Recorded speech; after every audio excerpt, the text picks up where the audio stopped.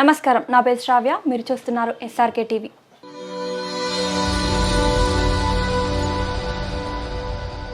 ఒక సామాన్య కుటుంబంలో జన్మించి విద్యావేత్తగా ఎదిగి తెలంగాణ ఉద్యమంలో క్రియాశీలక పాత్ర పోషించి తెలంగాణ సాధకుల్లో ఒకరిగా నిలిచి ఇప్పుడు ప్రస్తుత రాజకీయాల్లో తనకంటూ ఒక ప్రత్యేకతను చాటుతున్న ప్రొఫెసర్ సీతారాం నాయక్ గారు మన ముందున్నారు. నమస్కారం సార్. నమస్కారం సార్. మరి ఇప్పుడున్న రాజకీయ పరిస్థితుల గురించి, అలాగే మీరు విద్యావేత్తగా విద్యలో నుంచి రాజకీయాలకి ఎందుకు వచ్చారో చెప్పండి సార్. ఏ వ్యక్తి అయితే ఒక స్థాయికి వచ్చిన తర్వాత అతని దేశానికి రుణపడి ఉండాలి. ఎందుకంటే తల్లిదండ్రులు ఇచ్చినటువంటి జన్మ ఇది, అది సార్థకత కావాలి ఇతరులకు, అయితేనే మనిషివాడు. ఇక లేకుంటే వాడు నాకు జన్మ ఇచ్చారు, నేను బయట ఏమైనా చేస్తానంటే కాకుండా చేసేవాళ్ళు చాలామంది ఉన్నారు. అందులో నేను నా ప్రయత్నం ఒక మారుమూల చిన్న, అంటే అక్కడ ఏమో అక్షర జ్ఞానం లేదు. అప్పట్లో 1957 నేను జన్మించింది. అసలు అక్కడ ఏమీ ఎడ్యుకేషన్ తెలియదు, ఏం తెలియదు, మౌలిక వసతులు ఏం లేనటువంటి ఒక చిన్న గిరిజన తండ. అక్కడ జన్మించి నేను నా స్థాయిలో ఏవో స్వయం కృషి సెంటర్ కదా చూసుకొని, తల్లిదండ్రులు, నానమ్మ, తాత, నా కుటుంబం నాకు బాగా ఉండే. ఆ విధంగా నేను ఉన్నత స్థాయికి వచ్చాను. అంటే దేశంలోనే గిరిజన బంజారాల జాతి నుంచి సైన్స్లో మొదటి పిహెచ్డి నాది భారతదేశం లోపలే.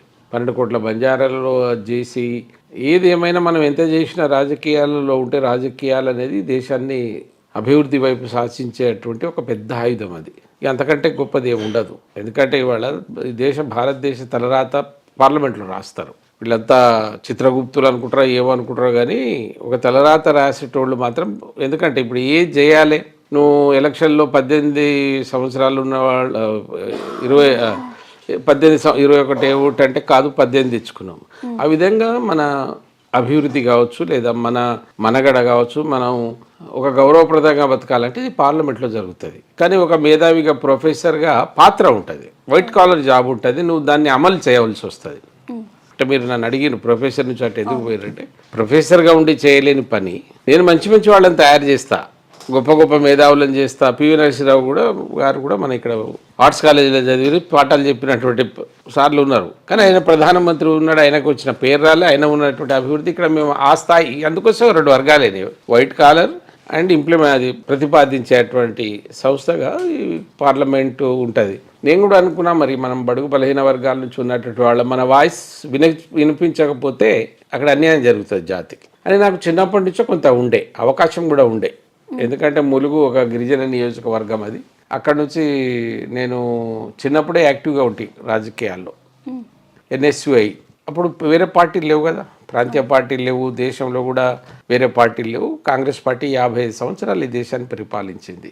అప్పుడే నేను 79-80 ఇక్కడ ఈ వరంగల్ జిల్లాలో NSUI జిల్లా సెక్రటరీగా ఉంటాయి. అప్పుడే 2 సార్లు నా పేరు ప్రతిపాదించారు వాళ్ళు ఎమ్మెల్యేగా, ములుగు నుంచి, రిజర్వ్డ్ కాన్స్టిట్యున్సీ అది.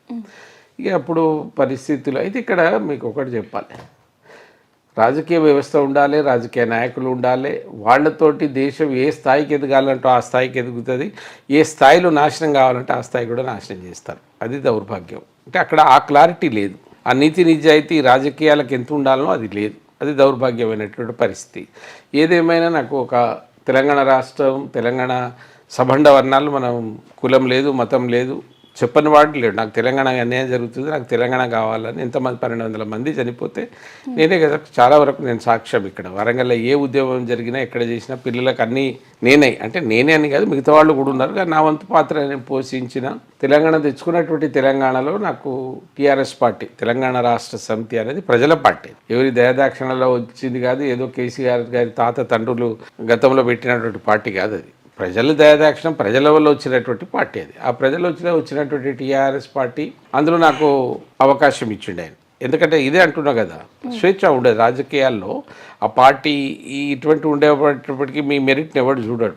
కొన్ని చోట్ల మీ డబ్బు ఉందా, అసలు మీరు ఎన్ని మర్డర్లు చేసిండ్రు, ఇవి కౌంటీకి వస్తున్నాయి, టికెట్లు ఇస్తున్నారు, కర్మ అది. నువ్వు ఏ PhD చేసినావు, నువ్వు ఏం చదువుకున్నావు అనేది కూడా ఇక్కడ కొన్నిసార్లు పనిచేయి. అందుకోసం నేను స్టార్టింగ్లో చెప్పిన రాజకీయాలు ఉండడం అవసరం, రాజకీయాల్లో నీతి లేకపోవడం దురదృష్టం. నీతి నిజాయితీతో ఆ పరిపాలించేటువంటి నాయకుడు ఆ పార్టీ నడిపే దగ్గర లేకపోవడం, మనకి స్వార్థం ఉండడం దురదృష్టం.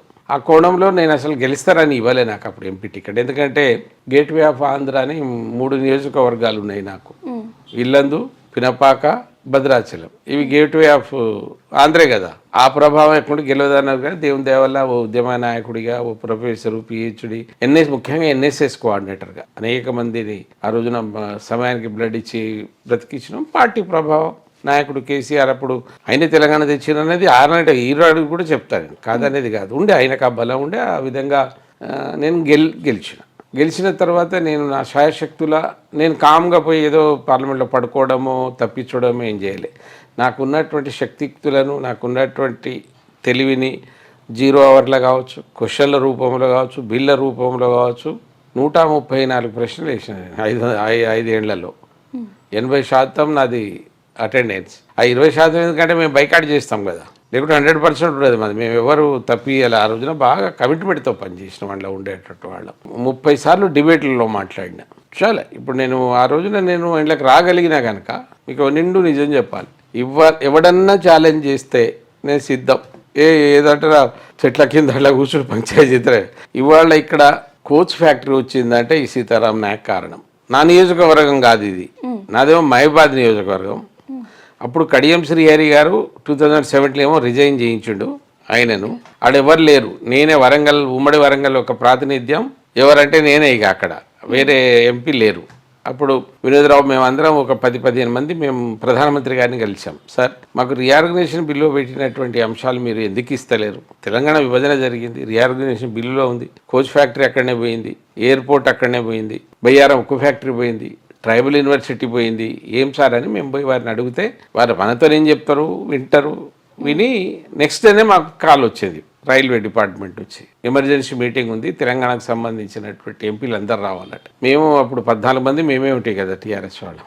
మేమందరం వెళ్ళి, సార్ వరంగల్ నుంచి ఎవరు రిప్రజెంట్ చేస్తున్నారంటే వరంగల్ ఎంపీ లేరు, మహిబాద్ నేను, కానీ ఇది ఉమ్మడి అప్పుడు ఒకటే జిల్లా ఉండే నేను చేస్తున్నానంటే, సార్ మీరు ఒకటి రాసియాలి మాకు అన్నాడు. వాడు ఏం కావాలంటే మీకు పీపీటీ మోడల్లో ఇప్పుడు ఎవరు ముందుకు వస్తలేరు, కోచ్ ఫ్యాక్టరీ ఇచ్చేటువంటి పరిస్థితి లేదు కనుక మీకు ఒకటి మేము పీరియాడికల్ ఓవరాలింగ్ ఇస్తాం మీకు సెంటర్ ఆడ, అది ఒకటైతే మా దగ్గర ఉందన్న. ఇవి ఓవరాల్గా డబ్బులు మాకు గడు కూడా ఎందుకయా నేను కోపం వచ్చి లేచిన. అరే మేము ఈ 4 పోయినాయి, మీరు మళ్ళీ డబ్బులు గడిగేది ఇట్లనే డబ్బులు అన్న. अरे क्यों दे रहे, क्या कर रहे आप? हम रीऑर्गेनाइजेशन बिल में क्या रखे, क्या पास हुआ उस दिन पार्लियामेंट में, आज आप क्या कर रहे? हम क्या करना, वो कोच फ्याक्टरी देना है तो देवानी లేచిన. లేవగానే పాపం ఇక్కడ రవి గుప్తా ఇక్కడ జనరల్ మేనేజర్ అలా మెంబర్ ఆయన ఏమనుకోండి లేచిపోతాడని బాగా తెలుసు. అతను వెనక నుంచి వచ్చి నా ఇప్పటికి నాకు గుర్తుంది, చేయి ఇట్లా పెట్టి నాయక్ సాబ్ ఒక అరే క్యా బోల్తే భయ్ ఆ బులాయక్యం అని ఇంకా కొంచెం కోపం ఎక్కువైంది. మనోళ్ళు ఇక అందరూ మాయంబడే ఉంటే మాట్లాడినా కానీ ఆయన ఒకటే అన్నాడు, సాబ్ మా ఎక్ బోల్రాం, మీరు అది తీసుకోండి, అది తీసుకుంటే ఫ్యూచర్లో మీకు కోచ్ ఫ్యాక్టరీ రావచ్చు, లేదా అంతకంటే పెద్దది రావచ్చు, నా మాట మీకు గుర్తుంటుంది సార్ అన్నాడు. అన్నానే వినకపోతే నా చేయబట్టి నా దగ్గర ఇప్పుడు ఆ వైట్ పేపర్ ఆడ ఉంది, అది లేకపోతే నేను ఇక ఏ శిక్ష కాదు నా చేత రాసిస్తే ఆ రోజున పీరియాడికల్ ఓవరాల్ సెంటర్ వచ్చింది. దాన్ని కూడా కేసీఆర్ గారు ఎంత ఇబ్బంది పెట్టినంటే ఆయన ఇవ్వలేదు. ల్యాండ్ ఇవ్వమంటే ఇయ్యడు. దాని మీద ఇప్పుడు వాస్తవానికి మన ఏది కోచ్ ఫ్యాక్టరీ, వాస్తవానికి అక్కడ బయ్యారం ఉక్కు ఫ్యాక్టరీ, ట్రైబల్ యూనివర్సిటీ, వాటి మీద వారికి ఇంట్రెస్ట్ లేదు ఎందుకో. అది నా దౌర్భాగ్యం, ఇక్కడ మన ప్రజల దౌర్భాగ్యం అది. ఆయన ముందు ఇప్పుడు ఇట్లా కూర్చోబెట్టి చెప్పమనే చెప్తాను నేను. ట్రైబల్ యూనివర్సిటీ అడిగితే ఏమంటాడు, ఏమైనా నువ్వు ప్రొఫెసర్ అయితే నీ భార్యను తీసుకొని మురిగిపోతావు అంటాడు. ఏం సన్యాసి మాటలేమో నాకేం అర్థం కాలేదు. ఇక మనం ఏమంటాం, ఆయనేమో దొరలు రాజుల పాలన, మనమేమో ఆడ బిచ్చం అడుక్కునే పరిస్థితి ఉంది. ఇప్పటికి కూడా అదే పాడైంది దేశంలో, రాజ్యంలో. అయితే నేను అది ఇచ్చినా కనుక ఇలా కోచ్ ఫ్యాక్టరీ నిన్న ఆయన ఫోన్ చేసిండు, ఈ టాపిక్ ఎందుకు వచ్చిందంటే వారు నాకు ఫోన్ చేసి, యాదే నాయక్ సాబ్ मैं आपको क्या बोला उस दिन, आप वो ले कोच फैक्ट्री से बड़ा भी बन सकता हो बोला ना, मैं आज हुआ ना అంటే థ్యాంక్స్ చెప్పినాను. అట్లా ట్రైబల్ యూనివర్సిటీ ఒక 3 సార్లు పార్లమెంట్లో మాట్లాడి అట్లా ఆ విధంగా నా కాంట్రిబ్యూషన్ ఉంది. రాజకీయాలలోకి వెళ్తే మనం ఇవన్నీ నేను ప్రొఫెసర్గా ఉంటే చేసేవాడిని అమ్మా, అవునా? ప్రొఫెసర్గా వాయిస్ ఇచ్చినంత మాత్రాన ఏమైంది, ఏం కాలేదు. కానీ నాకు ఒక బాధ్యత వచ్చింది, ప్రజలు నాకు అవకాశం ఇచ్చారు కనుక మనం ఇవి కొన్ని చేయగలిగినాం. కానీ అది ఏమైంది, పూర్తిగా ఫలించలేదు కదా. సెకండ్ టర్మ్ టికెట్ ఇస్తా అని కేసీఆర్ గారు సెకండ్ టర్మ్ టికెట్ ఇస్తా అని ప్రకటించిండు. అంటే సార్ మీరు టికెట్ ఇవ్వనందునే బీజేపీకి వెళ్ళారు? ఇక్కడ 5 సంవత్సరాలు అయిపోయింది కదా.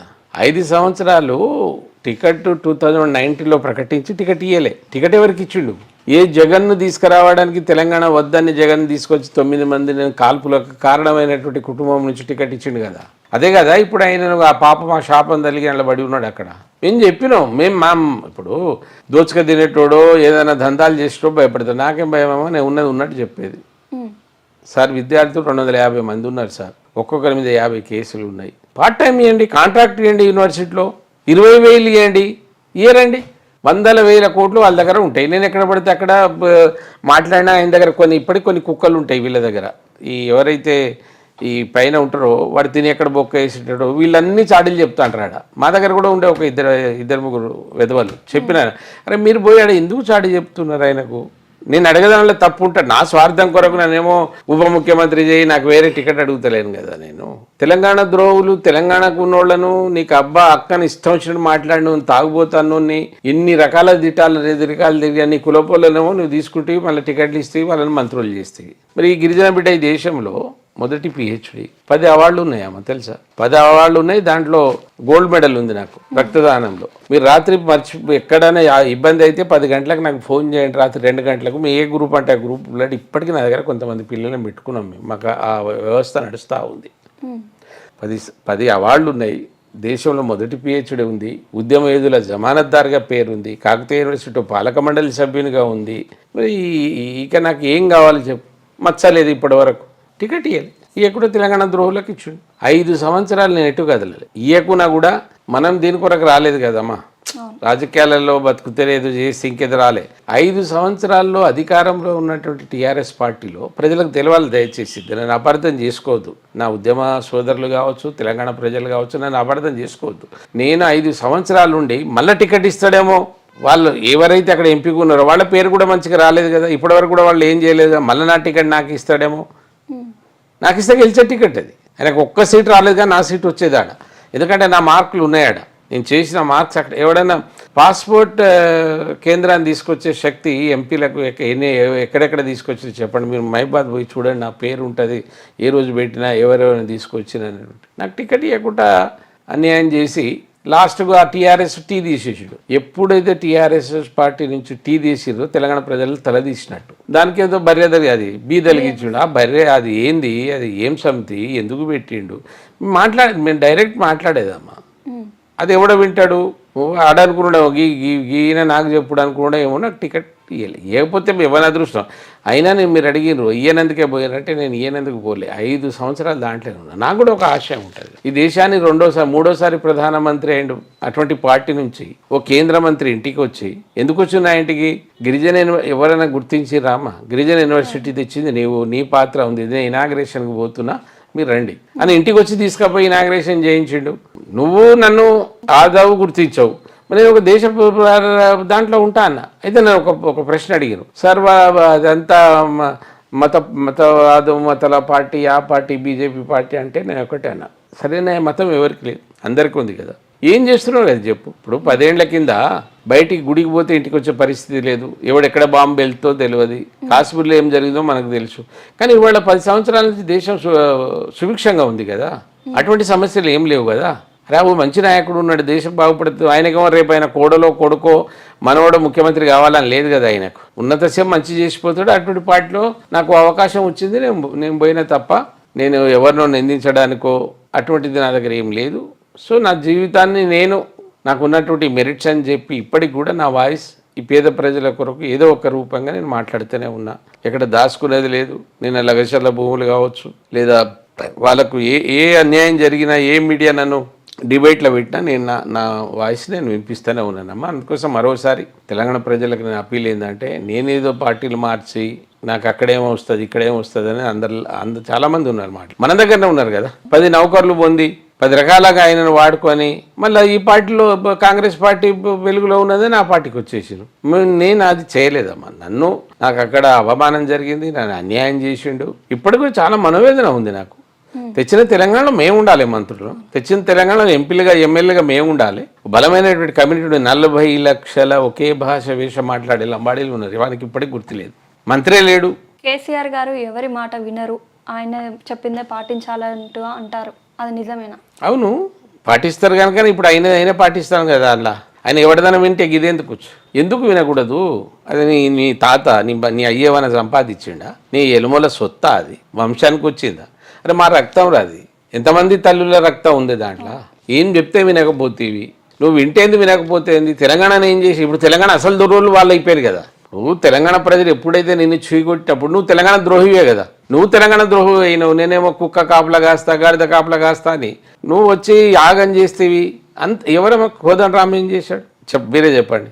ఇలా రాష్ట్ర జాతీయ గీతమైనటువంటి అందశ్రీ ఏమైంది?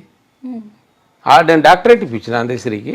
మనకి భాష రాదు, మాట రాదు, చదువు రాదు, అందశ్రీకి ఇచ్చినాము. ఎక్కడ ఇటువంటి విమలక్క ఎంతమంది అండి మేమంతా. నేనే అటువంటి వాళ్ళు వాళ్ళని కాదు, ఉద్యమాల్లో ప్రాణాలు పోయిన వాళ్ళు ఎంతమంది లేరు. వాళ్ళని గౌరవించి ఒక మాట అందరి ఉంటే టీఆర్ఎస్ పార్టీ ఇంకో 50 ఏళ్ళు ఈ రాష్ట్రాన్ని పరిపాలించే పార్టీ అది. అండ్ ఎవడ్డో నో అనేది లేదు దాంట్లో. కానీ మేమే దొరలం, మేము కొడుకుగా తండ్రి కాకుండా కొడుకు, కొడుకు కాకుంటే అల్లుడు, అల్లుడు కాకుంటే బిడ్డ. ఇదే ఇప్పటి కూడా చూడు నువ్వు అసెంబ్లీలో దొరల పంచాది. అటు ఆ దొర ఇటు ఈ దొరలు. ఎవడు ఎస్సీ ఎస్టీ ఎవడన్నా మాట్లాడతాడా? మాట్లాడరు. అంటే మనోళ్ళకు కూడా సిగ్గుషారే ఉండాలమ్మా. 30 మంది అంటేనే వారసత్వ పాలన అంటారు. కనబడతలేదా? ఈ వీళ్ళంతా కాలబెట్టి మళ్ళీ మీకు 60 మంది ఉంటే తెలంగాణ గవర్నమెంట్ ఫామ్ చేస్తారు. 12 మంది ఎస్టీలా 17 మంది ఎస్టీలా ఎంతనమ్మా? 12, 17, 12, 17, 29 మంది మనమేనా? 29 మంది గవర్నమెంట్ ఉంటుందా అమ్మా? ఈ సన్యాసులు మాట్లాడమను. ఒక సన్యాసి ఎత్తాడు నోరు. వాళ్ళే ఉప ముఖ్యమంత్రి, మంత్రులు వాళ్ళే కావాలి కదా. 30 మంది మీరే కదా. పార్లమెంట్లో 47 మంది ఎస్సీ, 47 మంది ఎస్టీలు, 87 మంది ఎస్సీలు, 47, 87, 134 మంది అవుట్ ఆఫ్ 534. ఓని అమ్మ వాళ్ళు ఒక్కసారి నిలబడితే ఎవడన్నా అంబేద్కర్ను ముట్టుకునే ధైర్యం ఉంటుందా? సీతారాం నాయక్ను ముట్టుకునే ధైర్యం ఉంటుందా? చెప్పండి మీరు. 134 మంది పార్లమెంట్లో 29 మంది వీళ్ళు ఇక్కడ నిలబడితే ఈ జాతికి అవమానాలు జరుగుతాయమ్మా. కుక్క బతుకుతున్నా నాకు. నేను పార్లమెంట్లో దండం పెట్టినారే 7.5% రిజర్వేషన్ ఉన్నది 64 నుంచి. అది 12% పెరుగుతుందంటే ఎవడన్నా నా ముఖం చూస్తేనా? చూడరు. భయం రేపు టికెట్ రాదని. ఎవరు నేను తీస్తావమ్మా నువ్వు? లగచర్ల భూములు. అందులో కేటీఆర్ హస్తం ఉందన్నారు, అది ఎంతవరకు నిజం? ఎవడి హస్తం ఉన్నా లేకున్నా నేను ఒకటే చెప్తాను, లగచర్ల భూములు. ఎవరి భూములు అవి? కొంతమంది గిరిజనులు ఉన్నాయి. ఇందులో 2 రకాలు ఉంటాయమ్మ. ఒకటేమో 5th షెడ్యూల్, 6th షెడ్యూల్ అనేటువంటివి ఉంటాయి. ఈ 6th షెడ్యూల్ అనేటువంటి వాళ్ళేమో నార్త్ ఈస్ట్లో ఉన్న 6 రాష్ట్రాలు ఉన్నాయి కదా, 7 రాష్ట్రాలు, అవి 6th షెడ్యూల్లో ఉంటాయి. వాళ్ళకు ట్యాక్సులు ఉండవు. ఎందుకు ఉండవంటే అక్కడ ఎయిర్పోర్ట్ లేదు, ఏది లేదు అని అభివృద్ధి జరగాలి. 6 ఫీట్ అండ్ 70-80% అంతా ఎస్టీలే ఉన్నారు. ఆడ 6 నుంచి 70% అంతా ఎస్సీలు వాళ్ళే ఉన్నారు. 5th షెడ్యూల్ అనేవి కొన్ని మన దగ్గర భద్రాచలం, ఆదిలాబాద్ ఈ ఏరియా 5th షెడ్యూల్ కింద వస్తుంది. ఈ 5th షెడ్యూల్ ఏరియాలో నువ్వు ఎవరైనా బతకొచ్చు, కానీ వాళ్ళకు రైట్ వాళ్ళకే ఉంటుంది. వాళ్ళు దాని కొరకే 2006లో అటవీ హక్కు చట్టం తీసుకొచ్చారు. 2006లో తీసుకొచ్చారు. అటవీ హక్కు చట్టం ఏం చెప్తుంది? అక్కడ ఉన్నటువంటి ఆదివాసులు ఎవరైతే ఉన్నారో గిరిజనులు 13th డిసెంబర్ 2006 కంటే ముందు అక్కడ ఎవరైతే ఉన్నారో వాళ్ళకే ఆ భూములు చెందాలి, తీసుకోవాలి. వాళ్ళకి ఆ రైట్ ఉంది. కానీ అమ్మవద్దు, ఇంకెవరైనా చేయవద్దు. పర్యావరణాన్ని కూడా నాశనం చేయకూడదు. పర్యావరణ పరిరక్షకులుగా, పర్యావరణ పూజారులుగానే మాత్రం వాళ్ళు ఉండాలి. అది చట్టంలో ఉంది. అక్కడ ఏదన్నా నీకు national resource, national development, national బెనిఫిట్లో నువ్వు ఏదైనా వాళ్ళు అక్కడ తీసుకుంటే ఆ ఏరియాలో ఉన్న వాళ్ళని భాగస్వామ్యం చేయాలి. సమతా జడ్జిమెంట్ ఉంది, చదవండి. సమతా జడ్జిమెంట్లో ఇచ్చిండు. నువ్వు వాళ్ళని అప్రోచ్ అవుతున్నావా? నీకు కావాలనుకుంటే పోయి వాళ్ళను నీ అమ్మ కుక్కలను తరిమినట్టు, ఎర్రి కుక్కలను పెట్టించి కుక్కలను తరిమినట్టు తెరవబడుతుంది, పౌషులను తరిమినట్టు. ఎక్కడ ఉంది చట్టం? ఆ భూములు ముట్టుకోరాదు. ప్లేన్ ఏరియాలో ఉన్నటువంటి గిరిజనులు ఎవరైతే ఉన్నారో వాని భూమి నువ్వు తీసుకోవాలంటే వాని మునిమన్మన్ నుంచి సంతకం పెట్టాలి. ఎవడో ఒకడు కొడుకో తండ్రి రాసిస్తే కదా, వాళ్ళు మొత్తం రాయాలి. అక్కడ ఏం భూమిలో కొని పోయింది లగచర్ల? నేను కేటీఆర్ గారిని ఒకటే సూటి ప్రశ్న, నువ్వు చదువుకున్నావు కదా, చదువుకోనోడైతే ఎవడో చేసినావు. మా జీవితాలతో ఆడుకున్నావు కదా, నా జీవితంతో ఆడుకున్నావు కదా 5 సంవత్సరాలు. ఇవాళ రేపు అది చేస్తా అని నీకు ఆ ధైర్యం ఉండాలి. నువ్వు రేపు ముఖ్యమంత్రి కావాలనుకుంటున్నావు కదా, నీకు ఆ స్పష్టత ఉండే ఎవడో వచ్చి నీకు ఓటు అనే ఇస్తాడు, సాయం అనే చేస్తాడు. నీ దగ్గర స్పష్టత ఎక్కడ ఉంది? లగచర్ల భూమిలో లంబాడీలకు హాత్కడి చేస్తే దాన్ని బొమ్మలం పట్టుకొని తిరుగుతున్నావు కదా. నువ్వు ఉన్నప్పుడు మరి గుర్రంపోడులు ఎంతమంది చేసినామా?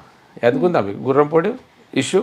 సైదుల్ రెడ్డి ఎమ్మెల్యే ఉన్న గుర్రంపోడు దగ్గర ఇదే లంబాడీలు ఆడ మా భూమిలో ఈ దొరలు కబ్జా చేసిరని పోతే కొట్టి 25 మందిని జైల్లో పెడితే కేసులు నడుస్తున్నాయి. ఆ రోజు హార్త్కడి పెట్టినావు కదా, అది నీ పార్టీ కదా, బీఆర్ఎస్ఐ. టీఆర్ఎస్ కదా. అది పోను 2016 అనుకుంటా, ఏది వైరా గురం మీకు తెలిసి ఉండాలి. అక్కడ శ్రీరామ్ తండా అని ఒక తండా ఉంది. ఆ తండా నుంచి ఉండేటువంటి కొంతమంది కేవలం రేట్ అడిగిన వాళ్ళు. మార్కెట్లో ఈ మిర్చి రేటు మాకు ఇంత పండిస్తున్నాం, రేటు పడతలేదంటే హాత్ కడ వేసి తీసుకపోలే. మరి నీ పార్టీలోనూ ఈ చేసినందుకు హాత్ కడ అడుగుతావు, వాడేదో చేస్తే వాడిని హాత్ కడ చేసినామంటే ఇద్దరు దొంగలే. ఆ రైట్ మీకు ఎక్కడదారు హాత్ కడ వేసిన రైటు? అసలు కలెక్టర్ ఎట్లా పోతాడు? కలెక్టర్ పోయినందుకు కలెక్టర్ వాడు వేరే ఇప్పుడు ఎస్సీ అని బతికి, లేకుంటే ఎస్టీ వాళ్ళు కేసు పెట్టారు అనుకో, అట్రాసిటీ కేసు. ఎస్సీ ఎస్టీల మనోభావాలు దెబ్బతినేటట్టు ఎవడు మాట్లాడినా అట్రాసిటీ యాక్ట్లో చట్టం ఉంది, వాని మీద కేసు పెట్టాలని. నువ్వు ఎట్లా పోతావు? దేనిది నేషనల్ ప్రాజెక్టా? నీ భావన నీ కొడుకును అట్లా చేయడానికి ఒక ఫార్మా పేరు మీద పెట్టి ఓ చట్టాన్ని తీసుకొచ్చి ఆ భూమి తీసుకుంటావు. ఎట్లా తీసుకుంటావు అది? దాన్ని ఇప్పుడు వీళ్ళు కావాలని ఏదో వాళ్ళ లాభం పొందాలని లంబడోళ్ళని పట్టుకొచ్చి ఎక్కడ లంబడో లెక్క ఉంటే మైబాద్ అవుతారు. ఈ తెలంగాణ ద్రోహులు అంతా మైబాద్కి పోతారు. అది ఏందో ఎవరికి అర్థం కాదు. దీంట్లో ఏమైనా లాజిక్ ఉందా అమ్మా? మీరే అడగవచ్చు కదా నన్ను, సార్ మీరు ఇట్లా ఏదో ఈ పార్టీకి వచ్చిరని మాట్లాడుతున్నారు, 2 రోజులు ఆన్లైన్ ఉన్నాను నన్ను కూడా అడగవచ్చు కదా. ఏం లాజిక్ ఏంటి నీకు? నువ్వు ఉన్నప్పుడు హాత్ కడ్డీలు పెడితే ఏం లేదు, ఇప్పుడు వాళ్ళు హాత్ కడ్డీలు పెట్టడం తప్పే, దాన్ని ఎవడు మేము సమర్థిస్తలేం. అవసరమైతే వాళ్ళు తోలు బిక్లేయాలి. అక్కడ పోలీస్ ఇంటెలిజెన్సీ తప్పు ఉంది, కలెక్టర్ది తప్పు ఉంది, వాళ్ళందరిది తప్పు ఉంది. దాన్ని మనం ఏం చేస్తాం? సార్ మరి విద్యార్థులే సమాజానికి పునాది రాళ్ళు అంటారు. మరి ఈ తరం విద్యార్థులు ఎలా ఉండాలి సమాజంలో? మీరు నెల్సన్ మండేలాది కొటేషన్ విన్నారా ఎప్పుడైనా? ఈ దేశాన్ని నాశనం చేయాలంటే ఎడ్యుకేషన్ నాశనం చేయాలి. ఏదైనా ఒక దేశం నాశనం కావాలి, కాలిపోవాలంటే ఎడ్యుకేషన్ని పట్టించుకోవద్దు. నమ్ముతారా? ఈ 10 సంవత్సరాల నుంచి తెలంగాణలో అదే జరిగింది. నేను చదువుకున్నని అవకాశం ఏంటి? నేను మాట్లాడితే చేస్తే చేయరే. మెరిట్లో నేను తీసుకొచ్చి వైస్ ఛాన్సలర్ చేస్తావు, ఆ డబ్బులు ఇస్తే గోడకేసిన సున్నం అంటావు. ఇప్పుడు యూజీసీలో కూడా కరెక్ట్ లేదు. నేను ఆ పార్టీలో ఉంటే చెప్తున్నా, నేను దాని మీద కూడా నేను ఒక లెటర్ పంపిన. యూజీసీలో గతంలో యూనివర్సిటీ డెవలప్ కావడం మీకు చాలా యూనివర్సిటీలో 360 మంది ఉండాలి, 60 మంది కూడా లేరు ఇప్పుడు. ఇది రాష్ట్ర ప్రభుత్వం బాధ్యత కదా. 10 ఏళ్ళలో ఏం చేయని ఉండేవాళ్ళు. మరి విద్యార్థుల భవిష్యత్తు అంటే విద్యార్థులను ఎట్లా తయారు చేస్తున్నారమ్మా? ఉద్యమాలకు వాడుకుంటున్నారు, పార్టీ జెండాలు మోయడానికి వాడుకుంటున్నారు. చాలామంది విద్యార్థులు వాళ్ళకు చేసుకున్నా మనకి జాబ్ ఉండాలి కదా, అది కూడా లేదు. ప్రైవేటు పరంగా మనకి లేదు, ప్రభుత్వ పరంగా వాళ్ళకు వచ్చేటట్టు లేదు. అంటే టీఆర్ఎస్ ఓడిపోవడానికి నిరుద్యోగ సమస్య ప్రధాన కారణం అంటారు? కేసీఆర్ కారణం, ఇవన్నీ ఏం కారణం కాదు. వాడి అహంకారం, తండ్రి కొడుకు కుటుంబ పాలన ఎవడు సహిస్తాడంటే? ఇది చాలా ఉద్యమగడ్డ ఇది తెలంగాణ. రేపు కేసీఆర్ ఇప్పుడు ఇంత చేస్తే 1 ఇయర్లోనే వీళ్ళు తుక్కు అయిపోయారు. కాంగ్రెస్ వాళ్ళు బయటకు వచ్చి కొట్టేటట్టు ఉన్నారు ఇక 4 రోజులు. చాలా తెలివైన వాళ్ళు తెలంగాణ ప్రజలు. నేను చెప్తున్నా కదమ్మా, టీఆర్ఎస్ పార్టీ తెలంగాణ ప్రజల పార్టీ. అది ఎవడ అబ్బది కాదు అది. అదే అన్నాడు ఒకసారి, నీకు గుర్తుందో, ఈటల రాజేందర్ తెలంగాణ జెండా మాది అన్నందుకు మనం ఏం చేసిండ్రు? నేను ఎక్కడేం మాట్లాడినా నాకు తెలియదు, ఇంత హార్ష్గా నేను మాట్లాడలే కానీ వాడు నన్ను దొక్కే. పొంగులేటి శ్రీనివాస్ అనేటోడు మనకి చాలా బలమైనటువంటి వ్యక్తి, అతని ఇలా మంత్రి. ఒక్కడు 10 మంది ఎమ్మెల్యేలను కొట్టుకోపోయిండు. దొక్కితే ఎక్కడ ఉన్నావు? వన్ టికెట్ ఇవ్వకపోతే ఎందుకు ఈ అహంకారం? ఎందుకు ఈ బల్పు? ఎందుకు? ఇది ఎవడబ్బా సొమ్ము? అసలు ఇక్కడ ఎవడైనా ఉంటామా? ఇక్కడ నుంచి లేచి ఇంట్లోకి పోయే నమ్మకం కూడా ఉండదు కదా. మరి అటువంటి జీవితాలకు వీళ్ళు ఎందుకు అడుగుతున్నారు? ప్రజల జీవితాలతోటి అర్థం కాలే. కనుక మీరు అన్నట్టు ఇది కేవలం కేసీఆర్ బ్రహ్మాండమైన పథకాలకు నాంది పలికాడు. దేనికి? టీఆర్ఎస్ ప్రభుత్వం బ్రహ్మాండమైన పథకాలకు మేము ఉన్నాం కదా స్వయంగా. రైతు బంధు లాంటి చాలా పథకాలు ప్రజలకు కొన్ని ఉపయోగకరమైనవి. కానీ నీ స్వార్థం ఎక్కువైంది కదా, వాటిని నీ స్వార్థం డామినేట్ చేసింది. రేదో దళిత బంధు అని పెట్టి సన్యాసి కాకుంటే ఏందండి? దళిత బంధు పడితే గిరిజన బంధు లేదా? బీసీలు అందరు దొరలేనా? అక్కడ తింటాను బీసీ. సార్ మరి ఈటల రాజేందర్ గారి గెలుపు మీద కొన్ని కోట్లు ఖర్చు పెట్టారనే రూమర్ ఉంది, అది నిజమే? ఎక్కడ? అప్పుడు జరిగిన ఎలక్షన్స్ లో ఈటల రాజేందర్ గారు ఈటలు పెట్టలేదండి, ఆయన గెలవాలని కొన్ని కోట్లు పెట్టిండు. అదే ఈటల దగ్గర డబ్బు ఎక్కడిది? ఈటల గారు పెట్టలేదు, కేసీఆర్ గారు పెట్టిండు కదమ్మా. మీకు తెలియదా? మహిళలు బయటకు వచ్చి అక్కడ 6,000 ఇచ్చి రోడ్డు నాకు ఇయ్యలేదా అని లొల్లి పెట్టలేదా? ఇప్పుడు నువ్వు తప్పు చేసినాక ఎన్ని పెడితేందమ్మా? నీ సావు రాసి పెట్టిన కాడ ఫలానా రోజు పోతా ఉంటే పోతావు, ఏం ఉండవు. అదేంది ఆయనకు. ఇంకా ఈటల రాజేందర్ బయట ఆయన ఉద్యమకారుడు అండి. అరే మేము లేకుంటే ఉద్యమం ఎక్కడదండి? ఆ రోజున తెలంగాణలో 20-25 మంది. మరి అలాంటి ఉద్యమంలో మీరు క్రియాశీలక పాత్ర పోషించిన వాళ్ళందరినీ పక్కన పెట్టడానికి కారణం ఏంటి సార్? నాశనకాలం వచ్చినాక ఇటనే ఉంటుంది. వాడికి నాశనకాలం అయింది, పోయే కాలం అయింది, చెప్పింది వినలేదు. అతను కాదు కదా నష్టపోయింది, మేము. ఇప్పుడు అందరు నష్టపోయినట్టే కదా. ఆయన ఇంకా 10 తరాలకు కావలసినంత సొమ్మును ఆయన దగ్గర. కానీ నష్టపోయింది ఎవరు? తెలంగాణ ప్రజలు. వాళ్ళు ఉద్యమకారులు మాలాంటి వాళ్ళు చాలా మంది నష్టపోయినాం కదా. అప్పుడు మీరు ప్రశ్నించలేదా సార్? ప్రశ్నించింది నాకు టికెట్ ఇవ్వలేదా? నేను ఆ కాళ్ళేళ్ళు పట్టుకొని దొరా అని అక్కడ కూర్చుంటే నాకేం కాకపోవు. నేను ఇటువంటి ఏదో మాట్లాడే వరకు వాడికి ఎవడో చెప్తే కదమ్మా ఆ సన్యాసులు కూడా చెప్తేనే నాకు టికెట్ రాలే. నేను దాసం ఏం చేయలే, బీజేపీ పార్టీలో కూడా ఏదైనా ఉంటే సాఫ్గా చెప్పేస్తాం, ఇది తప్పు, ఇది జరుగుతుంది, ఇది కావాలని. మరి కవిత గారి లిక్కర్ కేసు పైన మీ స్పందన ఏంటి? అది ఎక్కడ అయిపోయా, ఆమె రిమాండ్కి పోయొచ్చే, ఆమె దాని మీద మనమే స్పందన ఇస్తాం. ఇప్పుడు ఆమె లిక్కర్ కేసు అది ఏం జరిగిందో ఏందో మనకు తెలియదు. వాస్తవానికి మనం వాడు చూడండి, వాళ్ళ మీద మనం బట్టగాలు చేయవద్దు. ఆ రోజు నేను టీఆర్ఎస్ ఉన్నప్పుడు కూడా చెప్పిన, మీరు బట్టగాలు చేయకండి, కవిత చేసిన రుజువులు ఏమైనా ఉంటే పెట్టండి, ఆమెను అరెస్ట్ చేయండి. ఆమెను అరెస్ట్ చేసిండు, చేయడానికి ఆడ ప్రభుత్వం చేయలేదు, అదేవో నానా రకాలైనటువంటివి జరిగినాయి. ఇవేనమ్మా ఇప్పుడు వాళ్లకు దాపరిచ్చింది ఎక్కడంటే కుటుంబ పాలనలో మొత్తం ఇదే. ఇప్పుడు మీకు ఎగ్జాంపుల్ చెప్తా, నేను ఓడిపోలే, నాకు టికెట్ ఇస్తానని నేను ఆడ ఉండగా వెళ్ళమైనా కదా ఆయన వినోద్ రావు, ఆయన క్యాబినెట్ ర్యాంక్ ఇచ్చిండు, బిడ్డని తీసుకొచ్చి ఎమ్మెల్సీ చేస్తేవి, నీకు ఇష్టం వచ్చినోడు ఎవడో దారిన పోయే దిక్కుమల్లోడు ఎవడో ఉంటాడు, వాని ముఖం తెలియదు, మనకి ఏం తెలియదు. ఇప్పుడు ఈ పిల్లవాడు ఆయన కనబడలేదు, ఎన్నడన్నా కనబడి ఉన్నాడు అనుకో ఆయనను, అరే వాడిని తీసుకొచ్చి చైర్మన్ చేయరా ఈ అకాడమిక్ అని చేసేస్తాడు, అది ఎవడేదో మనకి ఏం తెలియదు, మనం పిచ్చోళ్ళలాగా చూస్తూ ఉంటాం. ఏమో ఇదేంద్రు ఎవరో తీసుకొచ్చి చేసేస్తాడమ్మా, మన అయ్యా అబ్బా సొమ్మ, అది మన నచ్చితే కథమేనా. మా దగ్గర చెప్పకూడదు, ఏం క్వాలిఫికేషన్ లేనిది సూటబులే గారు మీరు, మేము మీకు అర్హత లేదు, డిగ్రీ ఉంటేనే దానికి క్వాలిఫికేషన్. మీరు ఏం చేసిండు, చట్టం చేతిలో ఉందని డిగ్రీ తీసేసిండు, ఇంటర్మీడియట్ పెట్టిండు, దాన్ని పెట్టి వానికి ఒకరు ఇచ్చిండు. ఏం చేయాలి చెప్పండి? ఏమైంది, కోట్లకు పోము మూటికాయలు వేసిండ్రు. ఇటువంటి పిచ్చి పిచ్చి పనులు చేస్తుంటే దాన్ని ఎవరేం చేయాలి? ఇప్పుడు నా తర్వాత ఉన్నోళ్ళు వాళ్ళందరూ అయినరు. మీరు అన్నారు కదా సినిమా పార్టీ ఎందుకు, నేను పార్టీ మార్చలే, పార్టీ నన్ను వాళ్ళు పోయేటట్టు ఏదో పోగమలేక పొగబెట్టాడు పెట్టి, అయినా నేను పోలే. నాకు అవకాశం కేంద్ర కిషన్ రెడ్డి గారి ఇంటికి వచ్చి నన్ను పార్టీలో జాయిన్ చేసుకున్నారు. ఇప్పటి వరకు మీరు మైబాద్ చరిత్ర చూస్తే అక్కడ 12 నుంచి 13 17,000 ఓట్లు వచ్చినాయి. ఇన్ని ఏండ్లలో తిరగలేదు, వారం రోజుల ముందు పోయినా రూపాయి ఖర్చు పెట్టలే. గెలిచిన ఎంపీ గారైతే ఇప్పటివరకు 60 కోట్లు పెట్టిరు అనేది ఒక చెప్తా ఉన్నారు బయట.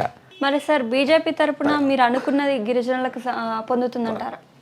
నాకు ఒకటి గమనించింది ఏంటంటే, స్పెసిఫిక్గా కమ్యూనిటీ పేరు చేయకుండా ఈ దేశంలో ఎవరైతే బిలో పవర్టీ లైన్ ఉందో వాళ్ళను ఒకటే తాటిపైకి తీసుకురావాలనేటువంటి ఆలోచన ఉన్నట్టుగా అనిపించింది బీజేపీ పార్టీలో.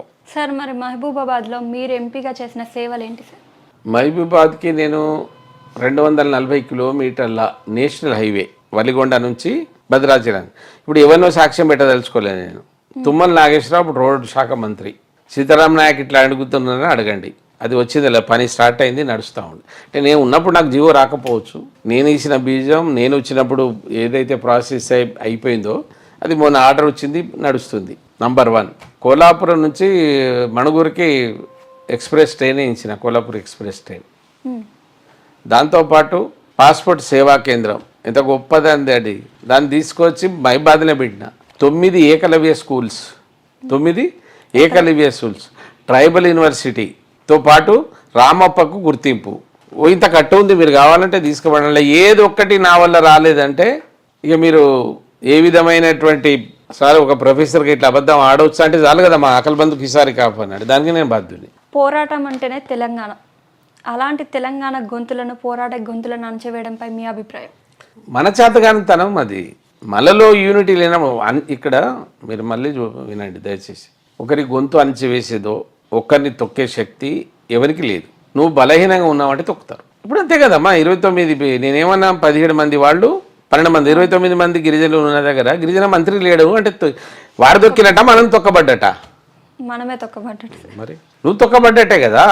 29 మంది గిరిజనుల ఎస్సీ ఎస్టీలు ఉండగా ఎస్సీ ఒక్క మాదిగనికి ఎంత మీరే అన్నారు కదా సార్ ఇందాక, అంటే ఏంటి అంటే ఎదురు తిరిగితే ప్రశ్నిస్తే మాకు సీట్లు ఇవ్వరు, పదవులు ఇవ్వరు అని, అందువల్ల ఎవరు ప్రశ్నించట్లేదేమో. అది 29 మంది ప్రశ్నించండి అమ్మా, 29 తీసేస్తాడా? అయినా అది కాంగ్రెస్ పార్టీలో అట్లా ఎక్కువ ఉండదు, ప్రాంతీయ పార్టీలో అది ఉంటుంది. జాతీయ పార్టీలో ఎవడు మంచిగా పనిచేస్తే వానికి ఉంటుంది. 29 మందిలో ఇప్పటికి ఎవడు లేడు. ఆయన ఒక డిప్యూటీ సీఎం అయిండు, ఆడ కూర్చున్నాడు, కథ ఆయన 3 మీదకి వెళ్ళండి, ఎవరు రానిస్తలేడు. 29 మంది అంటే సగం అండి. అవును, ఆ ప్రభుత్వం ఉన్నది 65 మంది, వాళ్ళు కాంగ్రెస్లో గెలిచిందే 65. అందులో వీళ్ళు 5-10 మందిని తీసేస్తే మిగతా వాళ్ళంతా వీళ్ళే కదా. వీళ్ళు ఎందుకు అడగరు? గొంతు నమలేయడం అనేది తెలంగాణలో అసాధ్యం. అది ఒక్కడు చాలు, ఒక్కడు లేచిడరుకో ఎంత ఏ స్థాయికైనా దిగజారుతాడు. ఇప్పుడు మనం చనిపోయిన పిల్లగాళ్ళు అక్కడ శ్రీకాంత్ చారి వాని తల్లిని ఆమె నాన్నను ఒక ఎమ్మెల్సీ టికెట్ ఇస్తేమోనండి, వాని పేరు చేసుకున్నా కదా నువ్వు గెలిచింది వచ్చింది, మరి వానికి ఇస్తే నువ్వు దొంగలకు డెకాయిళ్లకు తెలంగాణ ద్రోహులకు మమ్మల్ని జైల్లో పెట్టిన వాళ్ళందరినీ ఇత్తివి అంటే భోజనాయకం చేస్తే పార్లమెంట్ దద్దరిల్లిపోయింది. ఆ గిరిజనులకు దిక్కులేదు ఇప్పటికీ. మరి ప్రజెంట్ ఇప్పుడు మీరు బీజేపీలో ఉన్నారు సార్.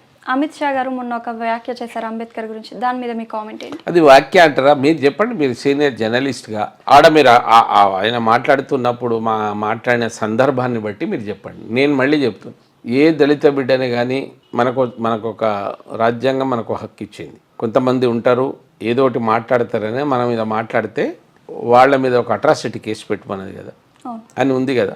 సుప్రీంకోర్టు చూసింది, పార్లమెంట్ చూసింది, అన్నీ చూసింది కదా ఆ వీడియోను. ఇప్పుడు మనలాంటి వాళ్ళు మాట్లాడితే ఎవరు విమర్శించినా అది క్షమించరానిదే.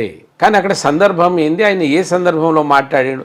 అంబేద్కర్ని కించపరిచిండా, దేవుని ఆశీస్సులు పొందుమనడు అనేది ఆడ చూడాలి. అది నేను ఏ విధంగా మాట్లాడినా ఏమంటారు? ఇప్పుడు సీతారాం సార్ బీజేపీ కనుక ఆయనను పొగుడుతాను. నేను ఎవరిని పొగడవలసిన అవసరం లేదు, ఎవరిని వక్తాసు పలకవలసిన అవసరం లేదు. ట్రైబల్ యూనివర్సిటీ కోసం మీ పోరాటం, మీరు ఎదుర్కొన్న ఒడిదుడుకుల గురించి చెప్పండి. ఏదో చిన్న సామెత ఉంది, చెప్తేనేమో అమ్మ చనిపోతాడ, చెప్పకపోతే తండ్రి ఏదో చెడిపోతాడు అన్నట్టు ఉన్నది కథ అంతా. ఇది ఏంటంటే ట్రైబల్ యూనివర్సిటీ అని పేరు పెట్టి 1994లో మొదటిసారి గిరిజన విశ్వవిద్యాలయాన్ని పెట్టిండ్రు. గిరిజన విశ్వవిద్యాలయానికి ఉన్నటువంటి ప్రాముఖ్యత ఏంది? పేరులో మీరు చెప్పండి. గిరిజన విశ్వవిద్యాలయం ఎవరు చదవాలండి? గిరిజనులు మ్యాక్సిమం గిరిజనులే చదవాలి. గిరిజన యూనివర్సిటీ గిరిజన. దానికి కాంగ్రెస్ పార్టీకి ఏం పేరు పెట్టుకున్నది? Indira Gandhi national tribal university, Indira Gandhi జాతీయ గిరిజన విశ్వవిద్యాలయం. కర్మ, నేను ప్రొఫెసర్ను, ఏం చెప్పాలి? పార్లమెంట్లో కూడా మాట్లాడినా. అందులో ఇంటేక్ ఎంత అనుకుంటారు మీరు గిరిజనులకు చదువుకోవడానికి? కాకతీయ యూనివర్సిటీలో 7.5 ఉన్నది కదా, అదే 7.5 అడ్మిషన్లో ఉంది. దాని పేరు గిరిజన యూనివర్సిటీ.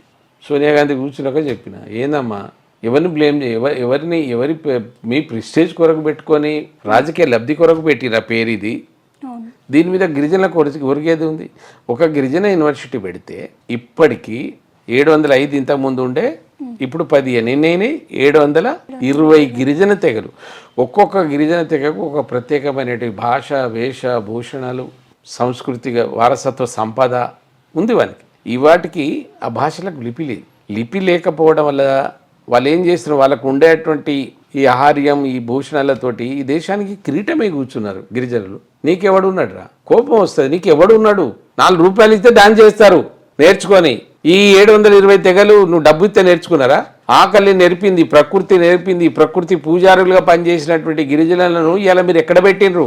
వాటి రిజర్వేషన్ పెరగలే. వాని పేరు మీద గిరిజన యూనివర్సిటీ పెడితే గిరిజన యూనివర్సిటీలో 7.5% రిజర్వేషన్ జనాభా ఉంటుంది, 7.5% ఉంటుంది. ఒక్క రీసెర్చ్ చెప్పు ఇదేళ్లలో. 1994లో పెట్టిన కదా మాది. ఆ రోజు నుంచి ఇప్పటి వరకు నువ్వు ఎవరైనా భాష ఇంప్రూవ్ చేసినావా? వాని జీవన స్థితిగతుల మీద ఇంప్రూవ్ చేసినావా? 100 మంది విద్యార్థులకు ఏమైనా ఉద్యోగాలు వచ్చినాయి? మరి ఎందుకు గిరిజన యూనివర్సిటీ? నేను మాట్లాడి కిషన్ రెడ్డి తోటి 30% మనం ఎన్హాన్స్ చేయించినాం ఇక్కడ. అయినా అది రాజ్యాంగబద్ధంగా కాదు. పార్లమెంట్లోనే యూనివర్సిటీ గ్రాంట్స్ కమిషన్ ద్వారా యూనివర్సిటీ ఎస్టాబ్లిష్ అయితే యూనివర్సిటీ గ్రాంట్ కమిషన్లో ఉన్నటువంటి చట్టం ఏంటంటే 7.5% ఇవ్వాలి సెంట్రల్ యూనివర్సిటీ. ఇక్కడ అదే వర్తిస్తుంది. నువ్వు దాన్ని తీసి ట్రైబల్ డిపార్ట్మెంట్కి 2080 ఇస్తాడు. ఇప్పుడు ఏకలవ్య స్కూల్స్ లేవా? 2080 లేదా? వేరే ఉన్నాయి కదా. మరి గిరిజన యూనివర్సిటీ పెట్టి ఇదేందండి? ఇప్పుడు ఎవరిదైందమ్మా? ఈ దేశంలో ఈ దేశానికి అన్నం పెట్టినటువంటి జాతి బంజారా జాతి. అది ఎవడైనా ఛాలెంజ్ చేస్తే నేను చేస్తా. ఇప్పుడు చాలా మందికి అనుమానాలు ఉన్నాయి. తెలంగాణలో ఉన్నటువంటి లంబాడీలు, దేశంలో లంబాడీలు గిరిజనులు కాదు. మేము చాలా ప్రశ్నలు ఎదుర్కొంటున్నాం. ఇంతకుముందు ఓ మాట అన్నాం, చాలా ప్రశ్నలు అవమానానికి గురి కావాల్సి వస్తుంది. వాడెవడో చెప్పు. ఈ దేశంలో దారులు లేనప్పుడు దారులను పశువులలో సకల దేవతలు కొలువై ఉంటారని వాళ్ళ గోమాతలను రవాణా సాధనాలుగా చేసుకొని ఉప్పు సరఫరా చేసిండు ఎవడరా ఈ దేశంలో? ఎవడో చేసినట్టు ఏ ద్వారా చేసిండు? వాడు కష్టకాలంలో ఉంటే తీసుకుపోయి ఉప్పు ఇచ్చి వస్తు మార్పిడి ద్వారా నేను ఈ దేశాన్ని కాపాడి యుద్ధాలు చేసింది నేను. లేదా మా పాత్ర లేదా? మేమంటే మేము ఒక్కలే కాదు, కానీ పాత్ర ఉంది కదా. గిరిజనులు ఎక్కడున్నారు? వాళ్ళు ఎందుకు ఈ దేశంలో ఉన్నటువంటి లంబాడీలు అందరు గిరిజనులుగా లేరు, ఎస్సీలుగా? దానికి ప్రముఖమైనటువంటి కారణం ఏందన్నా అంటే వీళ్ళు ఎవరైతే బతుకు తెర కొరకు ఈ లదిని ద్వారా ప్రాంతాల వరకే విడిపోయినరు. ప్రాంతాల వారిగా పోయి వాడు ఉప్పు అమ్మిండు. ఉప్పు అమ్మినని ఏమంటాడు? వీడు ఉప్పు అమ్మేటోడు రా, ఉప్పు అమ్మేటోడు అంటావు. గాజులు అంతే, వీడు గాజులు అమ్మేటోడు రా, గాజులు అమ్మేటోడు. వాని ఇంటి పేరు కూడా అదే పడిపోయింది. ఇక్కడ మనం ఉప్పు అమ్మిరు మా వాళ్ళు, లవన్ అన్నారు, పొడుగు ఉంటారు రజాన్ బాబు లాగా 6-7 ఫీట్లు ఉండేదట. లంబాడీలు అన్నారు, లంబాడీల పేరు వచ్చింది. ఓ దగ్గర పంట పండితే వాడు సుగాలీలు అని వచ్చింది. అట్లా 31 రకాల పేర్లు రావడంతో ఈ దేశంలో ఉన్నటువంటి లంబాడీలందరూ గిరిజనుల తెగలు లేరు. కేవలం 5 రాష్ట్రాలనే ఉన్నారు. మిగిలిన వారు ఎస్సీలు, ఓసీలు, బీసీలు ఇట్లా ఒక్కొక్క కులంలో ఉన్నారు వాళ్ళు. ఇక్కడ మాత్రం లంబాడీలుగా మేము గిరిజన తెగలలోనే ఉన్నాం. మరి ఇంత ఉన్నాక కూడా వీళ్ళ సంస్కృతి సంప్రదాయాలు ఉంటే ఇప్పటికీ ఎందుకు పట్టించుకుంటారు? ఇప్పటికీ రాజ్యాంగంలో లేము మేము. గిరిజనులు రాజ్యాంగంలో లేరు, ఇంకా వాళ్ళకి సరైనటువంటి గుర్తింపు లేదు. మేడానం సమ్మక్క సారలమ్మను దేశవ్యాప్త అంటున్నాం కదా, దేశ పండుగ ఎందుకు చేయరు? ఎప్పటి నుంచి మొత్తుకుంటున్నాను? ఇప్పుడు వస్తుంది దానికి. దేశ పండుగే కాదు, మౌఖికంగా నీ అమ్మ వాడు రాయ వచ్చినోడు రాయనోడు అయ్యవకు అయ్యవ లేనోడు కూడా వీడే నా అయ్యవ అని అడిగి ఆడ కూర్చుంటాను. ఆ చరిత్ర ఇప్పటి వరకు లేదు. ఉందా పోయి చరిత్ర ఎక్కడన్నా? ఎవడ బసోమ్మది? ఎవడు మూలం? ఎవడు వాడు? ఒక బాణం పెట్టుకుని కొడితే ఎంతమంది చచ్చిరు? ఆ చరిత్ర అంతా గంగలో కలిసి వాడిని ఎవరిని చూసినోడు వాడు కళ్ళు దాగి అట్టనే చేస్తాను. మేడాలంలో కళ్ళు దాగే చేస్తాను పాపం చాలా మంది. ఏమైంది? ఆ డబ్బులు వానికి ఇచ్చారా? బతుకుతారు వాళ్ళే. ఇయర్ బోర్డు ఉండదు, ట్రైబల్ బోర్డు లేదు అక్కడ. ఏదో 1 ఇయర్ రాగానే ఏదో పెడతారు అంతే. ఎందుకు దానికి శాశ్వతంగా బోర్డు పెట్టి డెవలప్ చేయవు? అక్కడ ఏం కట్టకూడదు. వాస్తవానికి అక్కడ ఏమీ పర్మనెంట్ డెవలప్మెంట్ ఉండకూడదు. కలెక్టర్ ఉండడానికి ఒక బంగ్లా కట్టుకునే, ఇంకో అమ్మ ఉండడానికి ఇంకో బంగ్లా కట్టుకునే. ఎవరు మాట్లాడాలమ్మా ఇవి? ఇప్పుడు నీకు నీ జాతిని ఎంబడి ఉండడమో, నీకు ఉన్నటువంటి ప్రజాప్రతినిధులు ఎవరైనా ఒకరిద్దరైనా చిత్తశుద్ధితో పనిచేస్తే ఇవన్నీ సాధ్యపడదు. ఉందా మేడారం సమ్మక్క సారమ్మ జాతర అఫీషియల్గా ఏమైనా డిక్లేర్ అయిందా? చెప్పండి మీరు. కాలేదు, అఫీషియల్గా ఎక్కడ లేదు. ఎవడు పడితే మంచి ఎక్కి ఏదేదో మాట్లాడతాడు. ఒకటి దయ్యం అనేటోళ్ళు కూడా ఉన్నారు మూడకొడుకు. వీళ్ళు కాకతీయులను పోలుస్తారా, వీళ్ళు కాకతీయులు యుద్ధాలు చేస్తారని కూడా నాతో ఫైట్ చేసిన వాళ్ళు ఉన్నారు. ఈ కుహన మేధావులు ఉంటారు కొందరు. ఇంకా బ్రాహ్మణిజంలో ఎందుకో వాళ్ళకి అది బోలే, మనవాద సంస్కృతి చాలా మందిలో పోలే. వాళ్ళు అట్టనే మాట్లాడతారు. నేను ఓ దగ్గర ఎవరిని అడిగిన, ఎన్నేళ్లలో పుట్టినవా అన్న. ఏం సార్ అట్లా అడుగుతారు? చెప్పవా ఎన్నేళ్లలో పుట్టినవు నువ్వు? 2-3 సంవత్సరాలకు పుట్టలేదు కదా నీ అమ్మ. నేను కడుపులో అయితే వేసుకొని మోయలేదు కదా. మా అమ్మ మా నాన్న ఏ ప్రక్రియలో నన్ను పుట్టించులో నువ్వు అట్లా పుట్టినావా? ఇంకో ఏమైనా కొత్త ప్రక్రియ ఉందా చెప్పు. మరి నువ్వు ఉన్నత వర్గం ఎట్లయినావు? నేను దొంగ గిరిజనులు ఎందుకైనా? ఎవడరా సృష్టించింది ఇది? ఎవడు సృష్టించింది? ఎవడు? మనుషులే కదా, మీరే కదా. నువ్వు 270 రోజులకు పుడితే, నేను పుడితే, మా నాన్న అమ్మ ఏ ప్రక్రియలో నేను కూడా అట్లా పుట్టించాయి. మరి ఈ గతి నాకెందుకు? రిజర్వేషన్లో ఎందుకు రావాలి? నేను రిజర్వేషన్ లేకుంటే నేను వస్తానా? ఎవడు ఖండించాలి? ఎన్నడూ మారాలి ఈ సమాజం? అతిపెద్ద ప్రజాస్వామ్య దేశం ఇది. ఇప్పుడన్నా మారకపోతే మారలేము, చాలా కష్టం ఇది. మరి సార్ ట్రిబ్యునల్ కోసం మీరు ఎలాంటి ప్రణాళికలు తీసుకురావాలి? ఏ ప్రణాళిక? నా చేతిలో ఏముంది? నన్ను చంపి కూర్చోబెట్టినవాడు సన్యాసి. ఇప్పుడు రాజకీయంగా నీకు ఏదైనా పవర్ ఉంటే తప్ప నువ్వు ఏం మాట్లాడేది. ఇప్పుడు నా ప్రయత్నం, నేను ఒక జాతీయ పార్టీలో ఉన్నా, దేశాన్ని పరిపాలిస్తున్నట్టు పార్టీ, వాళ్ళు కూడా నన్ను గౌరవించాలి కదా. నా యొక్క శక్తిని ఉపయోగించుకోవాలి కదా. తెలంగాణలో బీజేపీ ప్రభుత్వం తెస్తా. నేను మళ్ళీ చెప్తున్నా మీకు, ఈడ ఏ ప్రభుత్వం గిరిజనులను నమ్ముకున్నదో వాళ్లే గవర్నమెంట్ ఫామ్ చేస్తున్నారు. కారణం ఏదో చెప్తారా? ఎవరైనా చెప్తారా? మిమ్మల్ని ప్రశ్న వేయకూడదు అని చెప్తారా? 79 నియోజకవర్గాలలో 5 నుంచి 69 వేల దాకా ఒకే భాష మాట్లాడే లంబాడీలు ఉన్నారు. ఎన్ని? ఒకే భాష 79 వేల. 15 నియోజకవర్గాలలో కోయ, గోండ్ వాళ్ళు కంపాక్ట్గా ఉన్నారు. వాళ్ళు తలుచుకుంటే ఎవడుంటే వాడే గెలవాలి. ఇక్కడ మీరు ఎవరు తలుచుకుంటే వాళ్ళే గెలవాలి. మేము ఇక్కడ అమ్ముడే పోతాం. 200 ఎవడిస్తే ఆడ ఓటేసాము నా దగ్గర. మరి ముందు ఎన్నికల్లో తెలంగాణలో బీజేపీ వస్తుందంటారు? 100% వస్తుంది. ఎందుకంటే కారణం చెప్తుంది. ఏదో నాకు ఇప్పుడు టీఆర్ఎస్ పార్టీ ఏం చేసింది, ఈ అహంకారం ఏంటిది, ఏంది మళ్ళీ ఏదో ఇప్పుడు చచ్చిన పాము తర్వాత తోక కూడా ఏదో కొడతా అని తిరుగుతాను వాళ్ళు. కానీ ఇక్కడ ఒక ప్రమాదం కూడా ఉన్నది అంటున్నారు. ఏదో అంటారు కదా, ఎవడి దిక్కు లేకుంటే ఏదో అన్నట్టు ఉన్నది. కానీ ఇప్పుడు అది ఆ పరిస్థితి పోయి ఇక్కడ బీజేపీ దిక్కయింది. నువ్వు కేంద్రంలో ఉన్నావు కదా. అరే నీకు ఎయిర్పోర్ట్ ఇచ్చింది వరంగల్కి, నువ్వు కల కూడా కనలే. కోచ్ ఫ్యాక్టరీ ఇచ్చింది. ఆ స్థాయిలో ఉన్న వాళ్ళు మేము తీసుకొచ్చిన వాళ్ళు రేపు మేము తీసుకున్నాక మాకు ఓటు వేయకపోతే ఇంకెవరికి వేస్తారు? ఇప్పటికే సగం కైవసం చేసినామా? 16 ఎంపీ సీట్లలో 8 సీట్లు వచ్చినట్టే సగం తెలంగాణ వచ్చినట్టే కదమ్మా. ఇదంతా గిరిజన ప్రాంతం ఉన్నట్టు. బీజేపీ ఇంతకు ముందు ఇక్కడ లేదు పెద్దగా. అది తెలవాలి కదా వాళ్ళకు. వాళ్ళ మీద ఒక రకమైనటువంటి ఇది కలిగించారు ప్రజలు. ఏంది? బీజేపీ గిరిజనులకు వ్యతిరేకం, బీజేపీ హిందువులే తప్ప మిగతా వాళ్ళని చంపేస్తారు. ఇటువంటి పెట్టినాక మనకి భయం ఉంటుంది కదా. వాళ్ళంతా ఇప్పుడు తెలుస్తుంది. అట్లా చేసేది ఉంటే 3ోసారి మోడీ గారు ఎందుకు వస్తారు? సో నెక్స్ట్ టైం ఇక్కడ బీజేపీకి 100% ఛాన్స్ ఉన్నది. వచ్చే గవర్నమెంట్ బీజేపీ గవర్నమెంట్ అయితే రావాలని కూడా నేను వాళ్ళని రిక్వెస్ట్ చేస్తున్నా. కారణం ఏంటంటే డబుల్ ఇంజన్ అంటున్నారు కదా. సరే ఆ డబుల్ ఇంజన్ ఏందో కానీ కేంద్రంలో ఏ పార్టీ ఉంటే ఆ పార్టీకి సంబంధించిన ఉంటే పనులు ఎక్కువైతాయి. ఇప్పుడు నువ్వు లేనప్పుడు నాకేం అవసరం? నేను ఎందుకు ఇస్తా?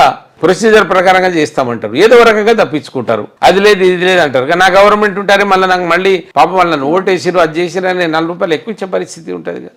సార్, బీఆర్ఎస్కు బీజేపీకి చీకటి ఒప్పందం నడుస్తుందని ఒక రూమర్ ఉంది, అది నిజమేనా? ఇంకేం నడుస్తుంది, ఇన్ని రోజులు అయిపోయింది. ఇప్పుడు వాళ్ళు ఆడ ఏమున్నది వాళ్ళ దగ్గర నుంచి ఒప్పందం ఏముంటుంది, ఎలక్షన్లు ఏమైనా ఇదా? ఇప్పుడు రాజకీయ పార్టీలకు ఎప్పుడు శత్రువులు కాదు, ఎప్పుడు మిత్రులు కాదు. శత్రువులు మిత్రులు అవుతారు, మిత్రులు శత్రువులు అవుతారు. రేపు ఉండేటువంటి ఎలక్షన్ల వాళ్ళకి ఏదైనా అవకాశం ఎట్లా ఉండేది ఉంటే వాళ్ళు ఏదైనా సీట్స్ అడ్జస్ట్ చేసుకుంటలేరా? పార్టీలు గెలుస్తలేవా? గెలిచుడు ఒప్పందాలు ఎందుకు? వాడు ఆ పార్టీ గుర్తు మీద గెలిచిన సన్యాసులు ఏం చేస్తున్నారమ్మా? తను ఇంకో పార్టీకి పోతున్నారు, వాడు గుర్తు గెలిచినోడు పోతున్నాడు. ఇక దీనికి ఒప్పందం ఏం పాడేది? మీరే చెప్పండి, ఏమున్నది దాంట్లో? ఉండదే తప్పేమున్నది? జమిలీ ఎన్నికలపై మీ కామెంట్? జమిలీ ఎన్నికలకు సంబంధించి నేను స్వాగతిస్తా. ఇక దాన్ని ఏదో ఈకలు తోకలు అని బీకుతున్నారు, కానీ నేను ఎందుకు స్వాగతిస్తానంటే ఈ మోడల్ కోడ్ కండక్ట్ అని సంవత్సరానికి 4 రాష్ట్రాలు ఎన్నికలు కావడం 1 నెల 2 నెలలు 3 నెలలు పోతుంది. అది పోతే ఓ దేశ ప్రధాని 1 ఇయర్ వాటికే కేటాయించవలసి వస్తుంది. ఏ ప్రధాని మంత్రికైనా ఉంటుంది, ఆయన పార్టీ పోటీ చేస్తుంది. ప్రధానమంత్రి పోవాలి, సెంట్రల్ మినిస్టర్ పోవాలి, అడ్డగోల్ డబ్బులు. అదే నువ్వు జమిలీలో 2 ఎన్నికలు ఒకటైనాయి అనుకోండి, ఎమ్మెల్యే ఎంపీ కలిసి ఇద్దరు కలిసి సగం సగం పెట్టుకొని ఏదో ఒకటి నడుపుకుంటారు. మరి ప్రజల్లో అంత అక్షరాస్యత ఉందంటారా? అక్షరాస్యత దీనికి ఏం సంబంధం? అంటే ఓటు వేయడంలో ఒకటేసారి రెండింటికి వేయాలంటే వాళ్ళు అమ్మ 67 దాకా వేసింది కదా. నీకు ఆ రోజున ఇంత జ్ఞానం లేని రోజు, ఇంత అవేర్నెస్ లేని రోజే 1967 వరకు 3 సార్లు వేసిండ్రు. అప్పుడు వేరే పార్టీలు లేవు, అప్పుడు జరగలేదా కాంగ్రెస్ పార్టీ? సంస్థాగత ఎన్నికలు 40 ఏళ్ళకి నడిచేది. అప్పుడు ఒకసారి ఇట్లా లేకుండే. 67 తర్వాత స్ట్రీమ్ లేనేవి. అందుకోసం జమిలీ ఎన్నికల వల్ల పెద్ద నష్టం ఏమి లేదు. దాన్ని ఏదో వీకలు పెట్టి ఏదో చేస్తున్నారు, అంత చేయవలసిన అవసరం. ఒక సిస్టమ్ పెట్టి ఇప్పుడు జేపీకి ఇచ్చిన జాయింట్ పార్లమెంటరీ కమిటీ అంటే ఇటు లోక్సభ రాజ్యసభ సభ్యులు 32 మందిని వేయాలి. 32 మందిని వేసి దాన్ని స్థితిగతులు ఏంటి, దాన్ని ఎట్లా ఉంటే అది ఏమైనా చేస్తుందని ఇస్తే మంచిదే. చూడాలి, అట్లా కూడా చూడాలి, తప్పే ఉన్నది. ఒకసారి అయిపోతాయి కదా. సార్, మరి ఇప్పుడున్న రేవంత్ రెడ్డి పాలనపై మీ అభిప్రాయం? రేవంత్ రెడ్డి పాలనలో ఒక ముఖ్యమంత్రిగా అంటే నా అభిప్రాయం అది చాలా చట్టబద్ధత అయినటువంటి ఒక గొప్ప పొజిషన్లో ఉన్నాడు ఆయన. ఈ రాష్ట్రానికి బాస్. ముందు రాజులు ఎట్లనో, నిజంగా ముందు రాజులు ఎట్లనో ఆ పవర్ ఇచ్చిండు అందరిని కలుపుకొని పని చేయమని. వాళ్ళ లగచర్లకు ఎవడడ్డం అంతే నేను డోజర్ ఎత్తి తొక్కిత్తా, ఏ నోటికి ఏదో అదేనా ముఖ్యమంత్రి మాట్లాడేది. ఇంతకుముందు కేసీఆర్ మాట్లాడింది కనుక ఇంక ఇట్లా గతి పట్టి నీకు కూడా అదే పట్టాలనా? కేసీఆర్ మాట్లాడిండు కనుక ఆ గతి పట్టి ఆడు ఉన్నాడు ఆయన ఇంట్లో. నీకెందుకు ఎందుకు ఈ డోజర్ దొక్కి ఇష్టం వచ్చినట్టే 4 మళ్ళీ ఎవడమ్మా 2 దొరల పంచాయతీ ఆడ ఎవరు పంచాయతీ ఉన్నది చెప్పు? 2 దొరల కుటుంబం, ఇది ఎలమ కుటుంబం, అది రెడ్డి కుటుంబం. సార్, మరి రానున్న రోజుల్లో అణగారిన వర్గాల కోసం రాజకీయ పరంగా పెద్దపీఠం వేయడానికి మీరు ఎలాంటి చర్యలతో ముందుకు వస్తారు? అమ్మా, ఇటువంటి మీ వాయిస్ ఇది పోతే ఎవడన్నా 1-2 తీసుకొని వాడికి కొంచెం జ్ఞానం ఉన్నాడు, అయ్యా నేను ఈ జాతిలో పుట్టిన ఏదో పాపం ప్రొఫెసర్ అట్లా మాట్లాడిండని 1-10 అయినాం అనుకో, ఆటోమేటిక్గా సాధ్యమవుతుంది. గిరిజనుల కోసం మీరు ఒక బుక్ రాస్తున్నా అన్నారు, ఆ బుక్ ఏంటి, అందులో అంశాలు ఏమైనా వివరించండి. ఈ దేశంలో 12 కోట్ల బంజారాలు ఉన్నారు. విదేశాలలో జిప్సీ, రోమా బంజారాల పేరుతో పిలువబడుతున్నారు. ఇక్కడ 31 పేర్లు ఉన్నాయి వాళ్ళకు. లమన్ బంజారా, లంబాడిస్ బంజారా, సుగాలి బంజారా, బాజీగర్ బంజారా, ధనగర్ బంజారా, కాన్సివాల బంజారా, ఇట్లా చెప్తే కదా వేరే పేర్లు వచ్చినాయి. దురదృష్టం పేర్ల మీద అవగాహన లేక ఆ రోజున ఎప్పుడైతే వీళ్ళని గిరిజనులు చేర్చేటప్పుడు కొన్ని రాష్ట్రాలు వీళ్ళ పేర్లు పంపలే. అవి ఇప్పటికీ అట్లనే కొనసాగుతున్నారు. వాళ్ళు రాజ్యాంగ ఫలాలకు దూరమై కొంతమంది అవగాహన లేనటువంటి కొంతమంది మా మిత్రులే, అరే లమ్ముడు నేను మొన్న మా వాళ్ళతో చెప్పిన, అరే 10% 7% మేము వెళ్ళిపోయినాక సీతక్క మంత్రి అవుతుందిరా, మీరు 5 ఎమ్మెల్యేలు అవుతారా? ఇప్పుడు వాళ్ళ 5 ఎమ్మెల్యేలు, 7% ఉన్న లమ్ముడోలేమో 4 ఎమ్మెల్యేలు, మిగిలినటువంటి 3%లో 1% ఉన్నటువంటి కోయా గోండేమో వాళ్ళ 5 ఇదేం న్యాయం రా? ఎందుకురా ఇది అనవసరంగా? మీరు మనల్ని మనం కాల్చుకోవడం, కించపరచుకోవడం మంచిది కాదు. కలిసి పోరాడదాం, మనకి ఏదైనా అయితే దానితో కలిసి పోరాడదాం అని నేను దాంట్లో ఒక 3 అంశాలు చెప్పినాము. బంజారాలో ఒక ఇతిహాసం అంటే అది చరిత్రగా రాయబడలేదు. వాళ్ళ తాతలు ముత్తాతల నుంచి ఒక చిన్న ఎగ్జాంపుల్ చెప్తాను. సంత్ సేవాలాల్ మహారాజ్ అని మనం అంటున్నాం. ఇప్పటి వరకు ఆయన జయంతి గుర్తించబడలేదు. ఉట్టిగని రాజకీయ నాయకులు వస్తారు, వాళ్ళు ఇంత నెయ్యి పోసిపోతున్నారు. ఏం లాభం దాంతో? సంత్ సేవాలాల్ మహారాజ్ ఆంగ్లేయుల కాలం లోపల ఈ బంజారాలు వాళ్ళని ఎదిరించినందుకు వీళ్ళను క్రిమినల్ ట్రైబల్స్గా చిత్రీకరించారు వాళ్ళు. క్రిమినల్ ట్రైబల్గా చిత్రించి చాలా మందిని చంపేశారు. ఆ వ్యసనాల బారిన పడి మత మార్పిడులకు మొదలయ్యారు. ఆ కాలంలో 1735లో పుట్టిండు ఆయన. ఇవాళ విషయం చెప్తలేను. 20 ఏళ్ల వయసులో ఇక్కడికి నైజాం పాలన ఉంటే ఇక్కడికి వచ్చిండు 18వ శతాబ్దంలో. వస్తే ఈయనను చంపాలనేది వాళ్ళు, అంటే వాళ్ళ పర్మిషన్ లేకుంటే ఎవరు రావద్దు కదా నైజాం. ఈయన ఒక 50,000 పశువులను పట్టుకొని వచ్చిండు ఆడికి. అరే వీడేవాడు ఎందుకు వచ్చిండని పిలిస్తే కొంత దైవశక్తి కనబడ్డది ఆయనలో. దైవశక్తి కనబడే వరకు ఆయన ఒకటే అన్నాడు, నన్ను నువ్వు చంపలేవు, నీకు ఏదైనా కావాలంటే నేను ఇస్తా అన్నాడు. నువ్వు నాకేమి ఇస్తావు నా రాజ్యంలో అని అడిగితే ఆయన కొన్ని శక్తులు అవి ఉండడం వల్ల వీళ్ళు ఆడేదో మత్స్యుషి వస్తే మా తులజామాతకు చెప్తే అదేంతో జరిగితే ఆయన ఒక ఫర్మానా ఇచ్చినప్పుడు, రంజన్ కా పానీ छप्पर का घास दीन का 3 खून माफ जहां असब जाई का घोड़ा वहां జంగి బంగి కా బయల్. జంగి బంగి అన్నట్టు అన్నదమ్ములు వాళ్ళు. ఇప్పుడు మీరు గోల్కొండకు పోని, గోల్కొండలో బంజారీ దర్వాజా ఉంది.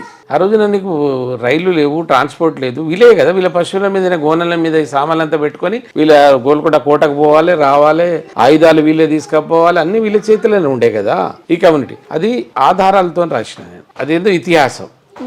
పోతే ఇప్పుడు మీరు లఖీసా బంజారాని ఇప్పటికీ ఆయన వారసులు ఉన్నారు, ఢిల్లీలో ఉన్నాడు. 15వ శతాబ్దం ఇది. ఇదేం 17 చెప్తున్నా. 15వ శతాబ్దంలో ఈ సిక్కుల గురువు ఉండే తేజ్ బహదూర్ సింగ్ ఔరంగజేబ్ అతన్ని పిలిచి నువ్వు మత మార్పిడి చేసుకోమంటే నేను మత మార్పిడి చేయనని ఔరంగజేబ్ అడిగినప్పుడు తేజ్ బహదూర్ జేబు ఆయన తల తీసేసిండ్రు.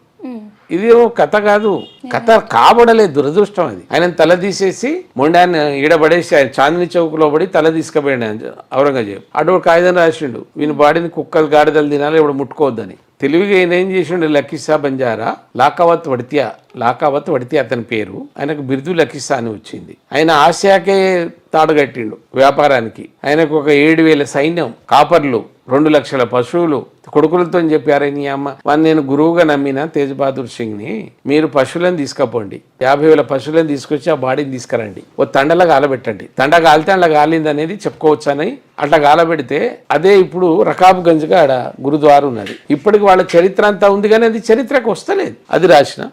సార్ ఇప్పుడు ప్రభుత్వంలో ఉన్న అన్ని సమస్యలు మర్చిపోయి అల్లు అర్జున్ మీదనే ఫోకస్ పెట్టారు, అది ఎంతవరకు మీ స్పందన ఏంటి దాని మీద? వాస్తవానికి తెలంగాణలో సినిమా పిచ్చి లేదండి.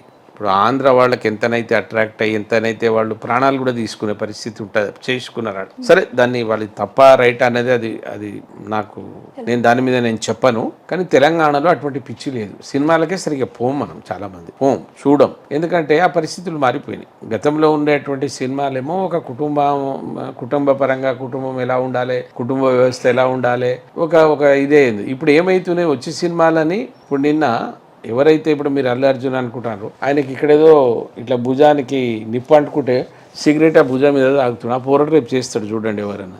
ఏమైనా కామన్ సెన్స్ ఉంటే ఏదైనా ఇది పెడుతున్నారు కదా మనం సోషల్ మీడియా కదా, సెన్సార్ బోర్డు ఉంది కదా, ఏం పని చేస్తున్నారు అంటే మీరు అట్రాక్ట్ చేసి చిన్నపిల్లలకి ఇప్పుడు కుల వ్యవస్థ మీద, కుటుంబ వ్యవస్థ మీద లేదు, అవగాహన లేదు. వాళ్ళు ఏంటంటే ఇప్పుడు మన దగ్గర ఇటు పొద్దున్న లేస్తాను, వాళ్ళకి స్కూల్ పంపుతాను, మళ్ళీ వస్తాను, వాళ్ళ పని మీద వాళ్ళే ఉంటారు. వాళ్ళని ఏం చేయమంటారు? ఇంకోటి మొన్న తెలంగాణ బిడ్డను కొట్టినటువంటి మోహన్ బాబు కావచ్చు, ఇవాళ ఏ మనిషి అయితే ఇక్కడ జరగకపోవడానికి కారణమైనటువంటి వీళ్ళిద్దరూ ఇవాళ ఆంధ్రప్రదేశ్ కావాలన్నా, ఉమ్మడి ఆంధ్ర రాష్ట్రం కావాలన్నా, తెలంగాణ కావాలంటే ఉమ్మడి రాష్ట్రం కావాలనే వాళ్ళు వీళ్ళిద్దరు కావాలని. నువ్వు ఏంది సినిమా హీరో అంటే నాకు ఇప్పటికి కూడా అర్థమవుతలేదు. నువ్వు నటిస్తున్నావు కదా, రేపు నేను ఎవరు పెట్టినా ఏదో ఒకటి చేస్తాను, నీకు కొంత టాలెంట్ ఎక్కువ ఉండొచ్చు, తప్పేం లేదు. నీ కుటుంబం నుంచి వస్తుంది, నువ్వు చేస్తుంటావు. ఈయనని చూడడానికి పబ్లిక్ పిచ్చోలాగా బోడేందండి. నేను ఇంతకుముందు అన్న చూడు, ఈ కమ్యూనిటీ నాయకులు తప్ప అన్నట్టు నువ్వు అన్ని ఏం చూడబోతున్నావు? పోయి ప్రాణం బాయ్. ఆయన ఏమంటారు? ఇప్పుడు 2 కాంట్రవర్సీలు ఉన్నాడు. పోలీసు వాళ్ళు ఏమేమి వద్దన్నాక వచ్చిర్రు. అరే పోలీసు వాళ్ళు వద్దన్నప్పుడు వచ్చినట్టు ఆ పోలీసులు అందరినీ సస్పెండ్ చేయాలి. నేను మొన్న లక్షలకు పోతానంటే నేను ఎందుకు పోనీయలే? మరి వాడు వస్తానంటే వాడు వద్దనక ఎట్లా వస్తాడు? ఇది ప్రభుత్వం ఫెయిల్యూర్ అన్నట్టే కదా. దాన్ని రేవంత్ రెడ్డి గారు ఎట్లా మాట్లాడతారు? దాన్ని రేవంత్ రెడ్డి గారు మీరు ఎట్లా మాట్లాడతారు? అది చెప్పినాక కూడా వినలే వచ్చిందంటే నీ ఫెయిల్యూర్ కదా. ఇప్పుడు నువ్వు కుటుంబంలో పెద్దయ్యా రేవంత్ రెడ్డి గారు, ఈ కుటుంబం తెలంగాణ అనేటువంటి కుటుంబం ఆంధ్ర రాష్ట్రానికి నువ్వు పెద్ద మనిషి, ఏదైనా ఉన్నా నీకే చెప్తారు. మంచి అయినా క్రెడిట్ అయినా నీకే పోతుంది, చెడు అయినా నీకే పోతుంది. మీరు ఏమంటున్నారు? ఆయన బెయిల్ రాత్రే తెచ్చుకున్నాడు అంటే ఏంది? నువ్వు చట్టాన్ని ప్రశ్నిస్తున్నావు, న్యాయాన్ని అవమానిస్తున్నావు, చట్టాన్ని అగౌరవపరుస్తున్నావు. ఒక ముఖ్యమంత్రిగా చేయవచ్చా? రేపు సుమోటోగా తీసుకొని నన్ను పదవి నుంచి ఎల్లగొట్టాలి కోర్టు. అంటే సార్ ఇప్పుడున్న కాంగ్రెస్ పార్టీ పదవులు పంచుకోవడంలో బిజీగా ఉంది అంటున్నారు, అది ఎంతవరకు నిజం అంటారు? ఇప్పుడు 1 ఇయర్ అయిందండి. 7 మంత్రులను కాకుండా చేయడం అంతకంటే దౌర్భాగ్యం ఇంకోటి లేదు. అది రాజ్యాంగం ఇచ్చిన హక్కు, అది రైట్. వాళ్ళకు గెలిచిన వాళ్ళు ఎవరో మంచో చెడో అదే రోజున ఇచ్చారు. నువ్వు ముఖ్యమంత్రి అయి ఉన్నావు, 7 ఏం లేకుండా వాళ్ళు నిన్ను ఏమనకుండా నీ పార్టీని నిందించకుండా వాళ్ళు చేస్తా ఉన్నారు. కేసీఆర్ ఏం చేసి 1 ఇయర్ దాకా ఇవ్వలేదు కదా. నువ్వు మహిళలకు ఇవ్వలే, ఎస్సీలకు కూడా ఇవ్వలేదు. ఈ అమ్మాయి ఏం దౌర్భాగ్యం ఇది. ఎక్కడ ఉన్నాం మనం చెప్పండి మీరు. ఆ ప్రభుత్వంలో 1 ఇయర్ దాకా మంత్రులు లేరు, ఏం లేదు, 6 వాళ్ళే నేర్చుకో. ఇది ఎక్కడి చట్టాలండి ఇవి? ఎందుకు ఇవి? ప్రజలు ఓట్లేసింది ఇది చేయమని వేయలేదు కదా. ప్రజలు మిమ్మల్ని ఓటేసి గెలిపిస్తే వాడు ఎవడో సన్యాసి తప్పు చేసిండు, అరే నువ్వు బుద్ధిగల నడుపుకోరా అని నీకు ఓటేసినప్పుడు నువ్వు నువ్వు అదే చేస్తున్నావు కదా. ఏం పంచుకుంటానే ఉండే. ఏమైనా ఎస్సీలకు వచ్చేట్టు ఉన్నాయా, అది బీసీలకు వచ్చేట్టు ఉన్నాయా? సార్ మరి మీకు ఇష్టమైన రాజకీయ నాయకుడు ఎవరు? ఇష్టమైన రాజకీయ నాయకులు అంటే ఇప్పటికైతే వాస్తవానికి ఆ రోజున రాజశేఖర రెడ్డి గారు ఉన్నప్పుడు అప్పుడు మోడీ గారు లేరు. రాజకీయ నాయకులు నీతి నిజాయితీతో పనిచేసేటటువంటి వాళ్ళు చాలామంది మన దేశాన్ని వాళ్ళు నిస్వార్థంగా ఏలినటువంటి రాజకీయ నాయకులు. నేను రాజకీయాలకు వచ్చినాక అటువంటి వాళ్ళు నాకు ఎవరు కనబడలే. ఆ రోజున ఏం చేయమని దేశానికి, ఇప్పుడు గాంధీ గారు కానీ అప్పుడు వాస్తవానికి కొంతమంది వాళ్ళ జీవితాన్ని త్యాగం చేసిపోయారు దేశం కొరకు. ఆ నీతి నిజాయితీ కొద్దిగా ఉంది కనుక మనం బతుకుతున్నాం. ఇవాళ నేను భార్య లేదు, పిల్లలు లేరు, సొంత ఆశయం లేదు, ఈ దేశాన్ని ఏదో చేయాలనే ఒక ప్రయత్నంలో మోడీ గారు ఉన్నారు. వారి ఆశయాలను కట్టుబడి కొంత పని చేయాలనేటువంటి ఆశయం నాకు కూడా ఉంది. అంటే మీకు ఇష్టమైన నాయకుడు ఇష్టం అంటే మనం ఇదేమైనా సినిమా యాక్టర్ల వాళ్ళు వాళ్ళని ఆ నాయకుడు ఎవరైతే మంచి పని చేసినంతసేపు మన వాళ్ళని స్వీకరించాలి. ఇవాళ స్వీకరిస్తాను నేను, మోడీ గారిని అయితే స్వీకరిస్తా. మిగతా నాయకుల గురించి ఇక మళ్ళీ నన్ను అడగక కానీ మోడీ గారి వరకు అయితే, ఎందుకంటే ఆయనకు ఇప్పుడు నేను పోతే నా కొడుకు ముఖ్యమంత్రి కావాలి, నా కొడుకు కావాలి అటువంటి ఆశయం లేదు కదా. లేదు కాదు, 3 సార్లు దేశానికి ప్రధానమంత్రి కావడం ప్రజలు ఎన్నుకున్నారంటే ఆశామాష కాదు కదమ్మా. మళ్ళీ ఈ యుగంలో ఈ టెక్నాలజీ పెరిగిన యుగంలో ఒక వ్యక్తి 3 సార్లు ప్రధానమంత్రి కావాలంటే నాటేజ్ కొన్ని జరుగుతున్నాయి కనుక ఇష్టపడుతుంది నేను. సో చూసారు కదా అండి, ఈరోజు మన సీతారాం నాయక్ గారు చాలా ముఖ్యమైన విషయాలు మనతో పాటు షేర్ చేసుకున్నారు. మరి ఒక వ్యక్తితో మళ్ళీ మీ ముందు ఉంటాం. చూస్తూనే ఉండండి SRK టీవీ. నమస్కారం. నమస్తే.